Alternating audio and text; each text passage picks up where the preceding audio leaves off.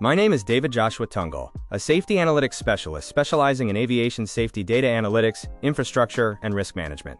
I translate complex operational data into evidence-based workflows, visualizations, and actionable risk strategies and insights teams can actually use. This presentation is a live example, a deep dive analysis focusing on approach and landing accident prevention, aiming to bridge the recovery barrier gap and reduce the risk index from 4B to 3B using 5 structured methodologies: HIRAC, bowtie, fault tree, gap analysis, and Pareto. Every finding is evidence-based.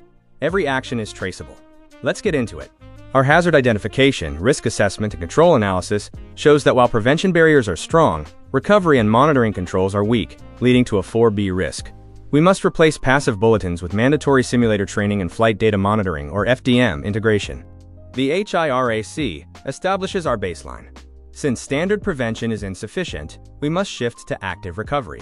This means clearly separating prevention barriers from recovery barriers and enforcing accountability for all open mitigation tasks, particularly focusing on go-around execution. The bowtie analysis reveals a dangerous asymmetry.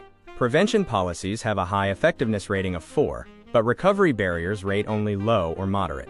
We must urgently upgrade go-around execution protocols, as severe hard landing is our highest exposure consequence. The fault tree quantifies our vulnerability with a 0.05 probability and high criticality. The OR gate structure means any single failure, such as excessive speed or steep profile, can trigger an undesirable event. FDM alerts are critical to catching these high-frequency risks. Our gap analysis pinpoints the failure: reliance on passive oversight. We are transitioning from passive safety communications to active, mandatory proficiency validation in simulators. Integrating FDM alerts closes the monitoring loop to proactively correct unstable trends. The Pareto Chart prioritizes the 4 deficiencies driving 85.7% of our residual risk. By resolving operational monitoring and recovery readiness gaps, we achieve our 3B target. This requires specific actions like mandatory simulator training and enforcing go-around protocols. In summary, we found strong prevention but critical barrier gaps, driven by vital few risk drivers. Our path forward requires 3 key actions: overhaul oversight via FDM, implement active recovery training in simulators, and enforce protocols based on recent LOSA data. In the situation, flight operations rely on standard procedures. The complication is that routine monitoring fails to capture unstable approaches.